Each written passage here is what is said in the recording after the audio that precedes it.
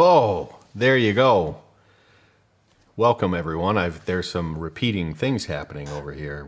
Just 1 minute. Let me stop that and disable that. That's fine. Welcome to PerfBytes here in June. We made it to June of 2022. And I need to give a little shout out to everybody simply to share these little Friday tips and tricks things. I got some good feedback recently from people that are like, no, I like it. It's really good. Actually, a person at my company even's like, not a performance person, was like, this is really good stuff. I want to encourage you to do more. So I'm going to do more. And here's the two things I'm going to recommend. I'd love some feedback on this. You can chat me wherever you're listening or watching this. I think it's YouTube, Facebook, Twitch, because for the gaming world, you got K6 is on Twitch, Dynatrace is on Twitch. Why not be on Twitch? Twitch is great. It's a great little platform. And I think I also go to LinkedIn. But you can give me some chats in the Ask Me Anything sort of chat. This is a live stream.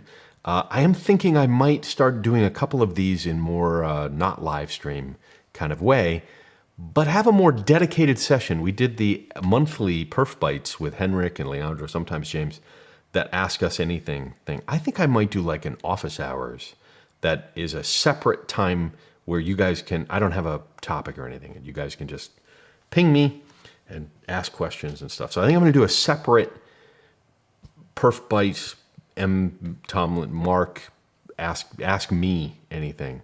Maybe I'll do that on Fridays after the normal PerfBytes stream. So they just increase. So that was one request that came through. The other request was to ask for feedback on topics, because a lot of these topics, the one I'm going to do today is on batch performance, which actually comes from a long time ago. We've answered a little bit from Trisha online, who joins us and tweets and all sorts of stuff. You can follow us on Twitter, by the way. And I want to go over batch performance and ETL and some of my experience and tips I have for you around ETL and batch job performance and that kind of stuff. And I'm going to do some drawing on the drawing thing. So we'll get into that. But thank you guys. Thanks everyone who has tuned in and listened. But give us feedback. Put some comments below. Subscribe to stuff.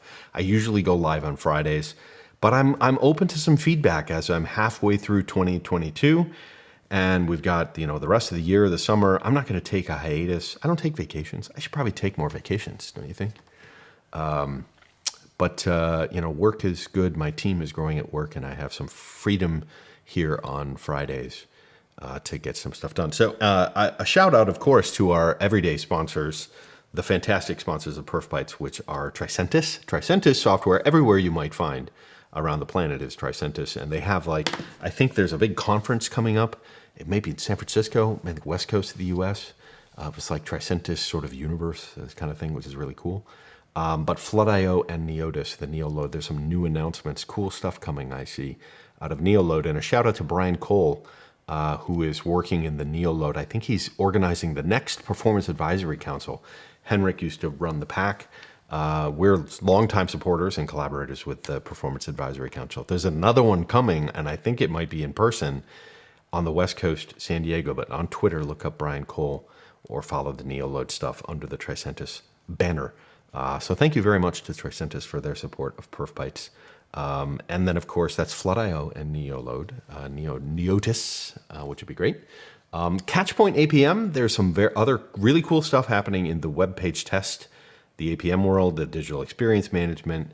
But Catchpoint is doing some really, really cool stuff. And, I have a long history with my friends in the Dynatrace world. Henrik, of course, works for Dynatrace. But it's not for everybody. So check out Catchpoint APM, and particularly the web performance things from Henry and Tim and the folks at Web Page Test are doing some really cool stuff, continuing to do that. And of course, Folk Consulting, Ryan Folk and Folk Consulting. If you need gurus, who doesn't need a guru? Everybody needs a guru. And it's not just that you hire someone to get the job done. You hire someone to help everyone at your company be a little smarter about performance, implement a practice that everyone can participate in, and raise the bar.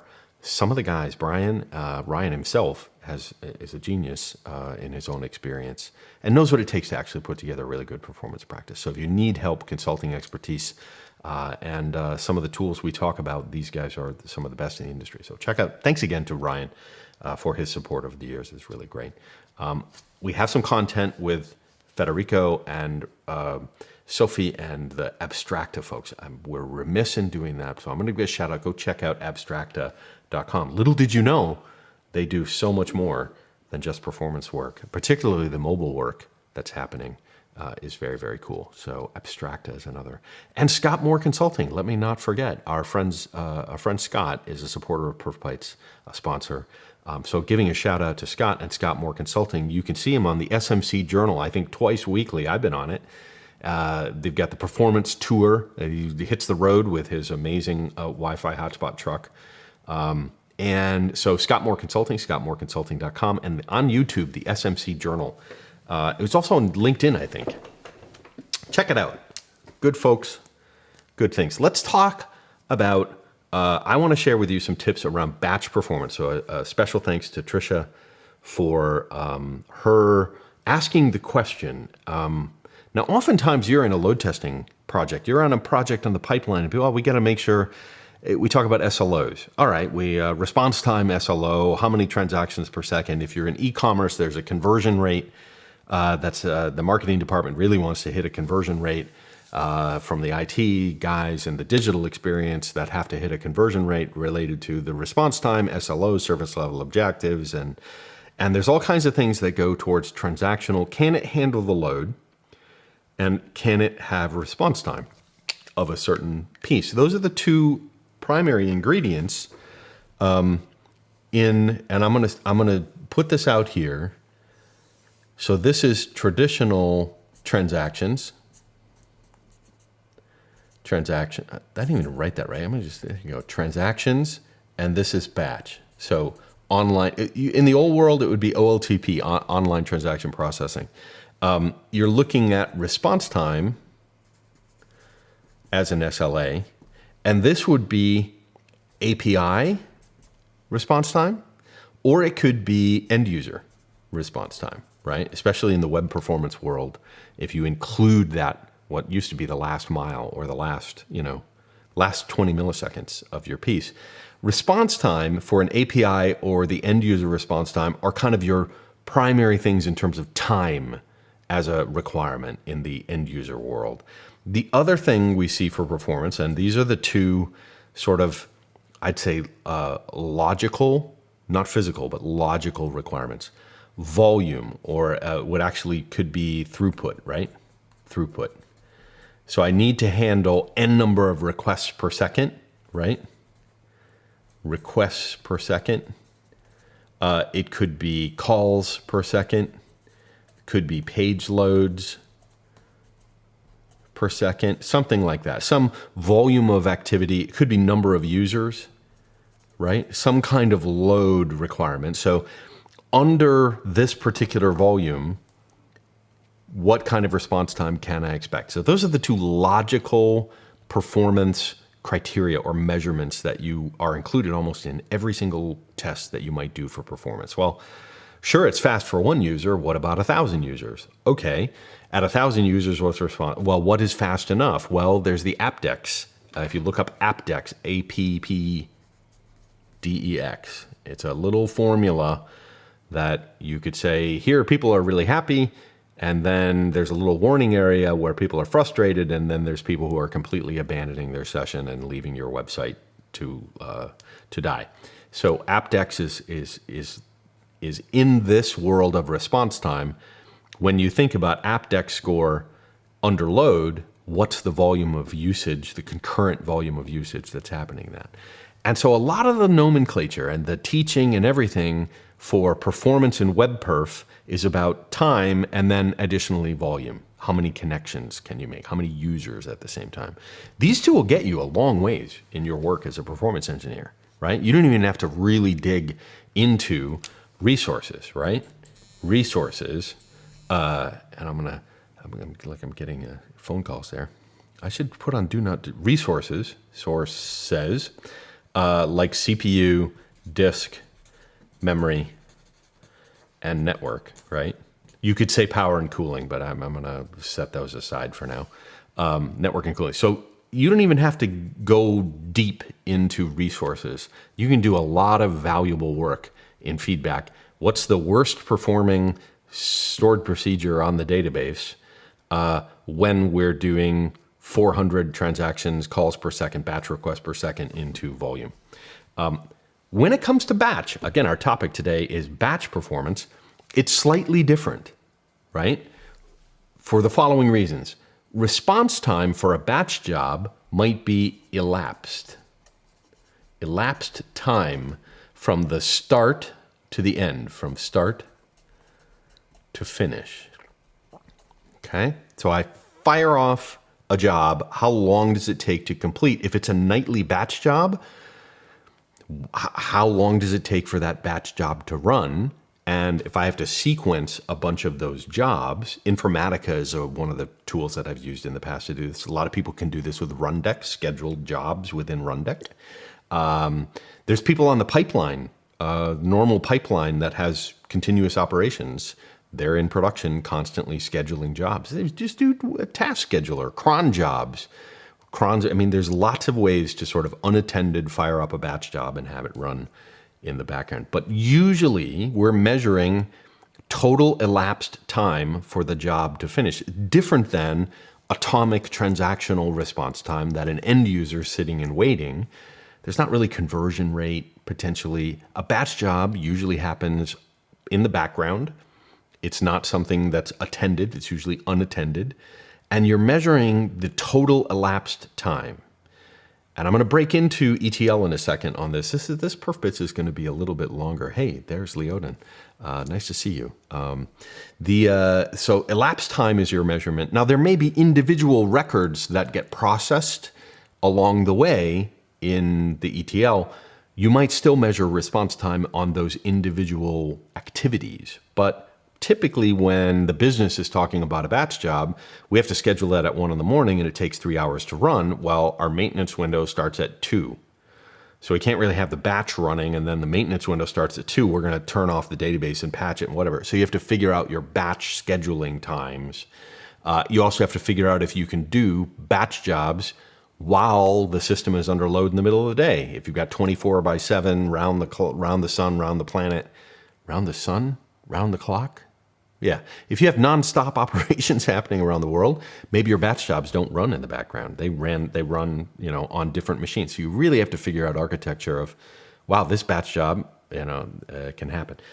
Volume and throughput is slightly different. Here's requests per second, calls per second, whatever. Here it might be records total. So for this job, how many records do you have to process to get the job done? It could be size, so it could be kilobytes per second, which sort of relates to disk and network. So you might be moving bytes around for the extract and load. You might be measuring batch slightly, but usually it's how many records do I need to process typically. And if I do that nightly, if I do that month-end processing, if I do quarterly or annual processing where I have to do tons of aggregation, you're measuring things in what are the total number of records. And records is a very loose thing there. Don't think I'm saying like data record fields, data rows.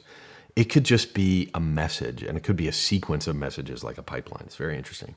So batch has a slightly different way of talking about performance, because you're thinking of an unattended background job that starts and ends and has a very specific number of things, records, things that it has to do within that time frame. And the more records you have, the longer it takes to do it. So if you're looking at Informatica, there's, or some of the other ones, there's, can I run these things in parallel? So parallelism is a big thing. So I'm gonna take a little bit of a break for a second. When you find yourself in a project, before I talk about ETL, where usually batch, like there's performance testing that gets left till the end of the process. Batch is also like a redheaded stepchild. Like everyone focuses on online transaction response time, on end user experience, web performance. And we sometimes put the blinders on and, oh yeah, there's batch jobs. And there's a gold, I'll call it a gold mine for a performance nerd like me, to go and find, oh my gosh, first of all, these jobs are huge. And the people that consume the outcomes of, let's say you're doing a batch job that is essential, like almost absolutely mission critical. It can be the Achilles heel for everything else that's being built. If that batch job doesn't run, you're out of business. So there's the criticality, the risk, and the attention. So don't leave batch out till the end. Talk about, hey, I know we're doing this great stuff in the GUI, for the online stuff. Is there a batch performance? Are there batch jobs? Are there background jobs, nightly jobs, behind the scenes jobs? They could even be one-off jobs. Like, keep in mind, batch could also be, we're doing a new initiative. This is a new application, and there's a batch job that will set up the new system, and then it'll run. Well, it's also critical because if you can't get your first batch job and it only has to run once, if it can't run within the time frame, you're not going live. You're going live 2 days from now when that batch job finally finishes. So it can be even more critical, and it's at least worth asking the question of your product owner, your technical product owner. And also it could be a blind spot for the business analyst saying, hey, have you even had a conversation with, how do we do in the background? How do we keep our systems in sync if you have a partnership integration of some kind? How do we sync, you got new customers, you got to let us know. We got new customers, we have to let you know. We have to exchange account information. We have to do it securely. We have to do it every night. What's the time frame? So there's a whole bunch there's just a gold mine of opportunity for performance around batch. So to properly understand and test this, I'm going to set that aside. We need to talk about ETL, and I'm going to just write this out, ETL. And that's an acronym because we love acronyms, right? E almost always is extract. And it's usually the first phase of a batch job of some kind, meaning, and I'll talk about that in a second. T I've heard it two different ways, and it can be both. So there can be transfer, right? There can also be translate. I'm gonna draw the T there. Can be transfer, could be translate, right? And then L is load. And those three different categories happen in time. So you can imagine step one of a batch job is extract, mean get records, get a bunch of stuff. Get implies a database select. It could be messages, so you get messages off your consumer, off of a message bus of some kind. So you're getting records, and you're probably doing some kind of organization in a way. You might do some preliminary sorting or organizing of that data as you receive it. That kind of blurs the line to transfer and translate. And the difference between transfer and translate, in my opinion, transfer, so let's say step 2, move data from point A to point B. That is transfer. You're not rearranging the data, you're not parsing the data, you're not translating, or I think the other thing would be transform. Let me throw that in there, transform. It's these great T words. If you're just moving data, I get some records from the A source, I move the data, and then step 3, I insert data. Like I load it into the other system. A batch job that is very, very simple. Get some records, move some records, load some records, done. Very simple. And this is a very physical performance because to get records from a data source, I need to probably query over the network potentially to find where those records are in system A. So it could be a select query, but if my select query has any aggregation or I don't have an index, if I'm in a messaging system, there's still how many messages per second Am I throttled to pull messages? You can throttle messages like Kafka, RabbitMQ, Artemis, you name it, Service Bus in Azure. You can pull only so many records per second off of the source system. So you might have a get records limitation in a throttle. And all I'm doing is moving them. So this would just be, and I'm gonna go back to pink, not purple. This would be network I/O probably. Network I/O, kilobytes per second, just moving data from source A to source B, right? And this could be disk I/O and maybe network I/O as well. If you're inserting the data, and again, you're not transforming it or whatever, it just comes along in its CSV format, in a zip format, JSON, you name it, however those records show up, you're gonna load them and put them into that target database or that target dated folder, whatever it is.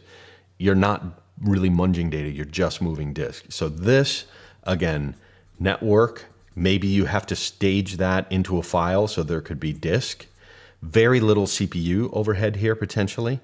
Again, this is mostly network I/O. If your A and B systems have shared data on a fiber channel SAN of some kind, you're just moving from one disk drive to another disk drive. It could just be disk I/O, right? So network and disk intensive is a very simple extract, transfer, and load.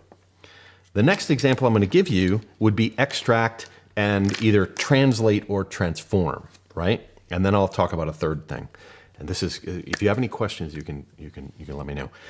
Extract, again, more complex. We're going to get records, but we're going to get records with aggregation. And aggregation could be something like statistical calculation, mean, median, whatever. So I get 3 fields, and then I get their average transaction amount. I get their average activity over the last month. So something that aggregates. Now I've got, in addition to network and disk, I've got network, disk, but before that, I've got CPU. Because to calculate the floating point calculations to do an average or aggregation on my select is now, and let's say I'm missing an index, I get my indexes right, but I still have to aggregate that data. You could even be doing nothing but index seeks, really, really efficient page level I/O for storage, but you still have to do floating point math across a large data set or something like that. Could be multiple steps in the select. So the first thing I'd say is if you have a very elaborate extraction logic, you're probably going to choose some CPU and you'll benefit from some memory. So now things start to get more complex, and it takes more time than just grabbing messages and pushing them down the wire. So here you've got maybe time per record for how long it takes to get that information. When it comes, oh, sorry, whoops. I'm gonna say this is, I'm gonna go A, B, C now. And I'll come up with something else for the last one. A, B, C. In B, we're not just moving the data. We have to move the data, but then we also have to transform it. And you might consider that this aggregation is too expensive in the source system. So you're gonna just move data and do your aggregate over here in the transform step. And the transform step could run on another server, but you've got to have temporary storage. So if you move the records between to something like an Informatica server, it's like, oh, well, I've got a billion rows. I've got to do something with them. So again, now you've got disk and storage. If you're going to do something with that data and not just push it through the wire, you've got to take into consideration the performance for record to do aggregation and transformation. There could be simple transformation that's just resorting the field order for the target system over here on the back. So again, I would say this is the source system, this is your target system, and you have a batch job that grabs something, moves it, transforms it, translates it, or transfers it, and then loads it into the target system. And again, you could have CPU overhead and disk requirements that are happening in this middle phase of translation or transformation. There could be a CPU issue there. Again, missing indexes as well as aggregations, I always look for in extract. Let's say you're extracting from the OLTP database. That's online. It's cranking at 80% CPU, and suddenly you're like, well, in the middle of the night, I'm going to run this batch job. how does that impact real transactional performance on the source? So people say, well, let's just get the data over there and move it over to this other database and then run our translation or transformation over here in the next step. The other thing that can happen, if you think about SQL reporting services or analysis services, and then reporting services, if you're doing OLAP cubes, if you're doing a multi-dimensional data warehouse, you've got transfer and translation. Transformation is sort of rolling a cube, is the phrase they use. It's updating dimensions, it's doing merges, and that stuff happens somewhere between the transfer and translation and the actual load. The C step here for loading after aggregation might still be simple. It could be simple as insert data. If you just wipe away the target and replenish it with the latest, greatest records. Update or merge is where it gets complicated, because what you want to make sure you have a sequence to how you update and merge so that you don't have, if you increase the parallelism to do this in parallel and do it faster, do you have locking or blocking issues in your load? Because now I've got a sequence of things that, I've got two things that hit the same account ID. One's going to do an update, another does an update. Do I need to start having some kind of locking mechanism, row level locking, et cetera, to do that? If I'm rolling an OLAP cube, like every n number of hours, days, hours, you could be merging every minute or so. Now you've got more CPU overhead. And again, that elapsed time. How much time does it take to extract? And the next phase, how much time does it take to transfer or translate? And the last one, how much time does it take to actually load? And then break it down n number of records, because here's what's going to happen in the end. This is wonderful, right? So I'm going to say X is you've got get records off of a message bus that has to then query a database with an aggregation and then dump that over into transfer. You've got complex aggregation and query to actually get this thing put where you can go to step Y, which is to then do further transformation. So now you've got a sort and encode. Maybe there's some other transformation, translate, sorting and encoding. Maybe there's other aggregation that can happen in step 2. And then on your last one, Z was to load, again, wipe a table, new data, and then you sorted any updates within that same batch. So you have another phase of updates to try to have, hey, I can make the new data available as soon as possible to throw it down. And then the updates can slowly come and you can cheat and make something available on the target system sooner than replaying all of those other updates and stuff. But if you're running reports and stats and all sorts of stuff, this whole thing has to finish end to end. And that's the real point, right? Is I've got total elapsed time for the batch job. I've got how much time is in extract, time to transform, and time to load. And then within each of those, the time per record within the extract, and then time per record. So you can break it down, total time, the time for each phase, and then the time per record within each phase. And that's how I usually make sense of how much time. And then, of course, if the business is growing, I mean, if your business is growing exponentially, and it's like you're getting more and more records overnight, you're going to monitor in production, hey, the number of records is growing by 10% every night, which means the total elapsed time is potentially getting more and longer and longer and longer and longer and longer. And so if you're going to put together an SLO, a service level objective for batch performance, it's going to be around total elapsed time, break down each phase of what happens in the batch job and look at how much time is spent in each phase and set a service level objective for that. And then look at each record and look at the kinds of resources that are going to get hit the most for SLOs in those. If you know it's going to do aggregation, say hey, my SLO is we have to stay less than 75% CPU because the target system in the middle of the night, even though we can chew some resources, it's still online processing transactions. We can't chew all the CPU just to do batch. So you set SLOs with a sort of resource budget according to each of those three individual phases. Extract, transfer is simple. Translate or transform is more complex and more resource intensive. And then loading or creating that data in the target piece. That's how I make sense of batch performance. And then take what I just told you, figure all of this out, do all this analysis, and then your next three steps are: one, how do I build a test? I need to create source data. I need to create the transfer and load systems as targets, so when I run this, it'll load it. I need the ability to erase everything I just did and repeat the test on every build. And then that's just one of potentially many batch jobs.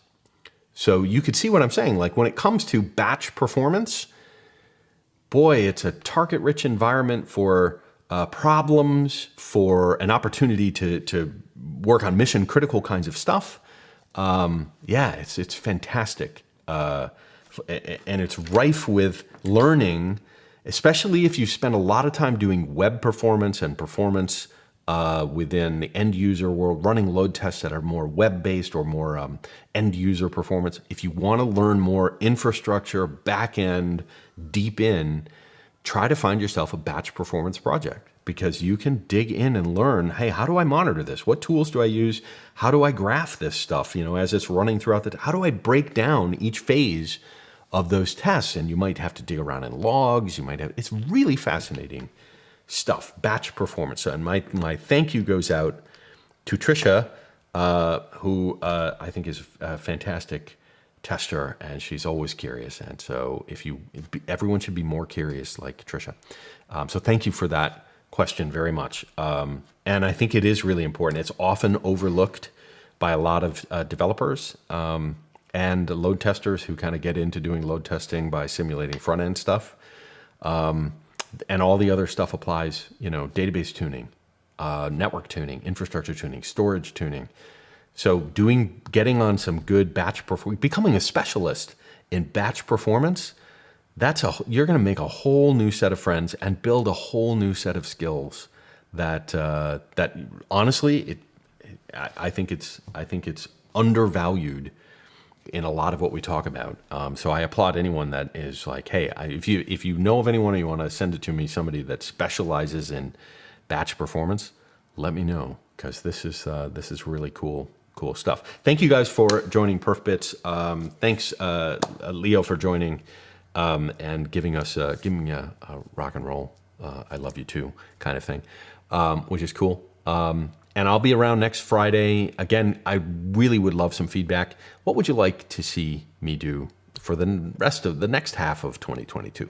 More Ask Me Anythings, maybe do some more community-driven kinds of spaces or anything like that. Let me know. I'm totally open to it, which is really cool. I'll plug one thing for you. I'm going to be giving, Test Bash World is coming up on June 22nd to 23rd, and some of my near and dear friends that I follow on the internet and in the Test Bash World, Ministry of Testing, head on over to the ministryoftesting.com site.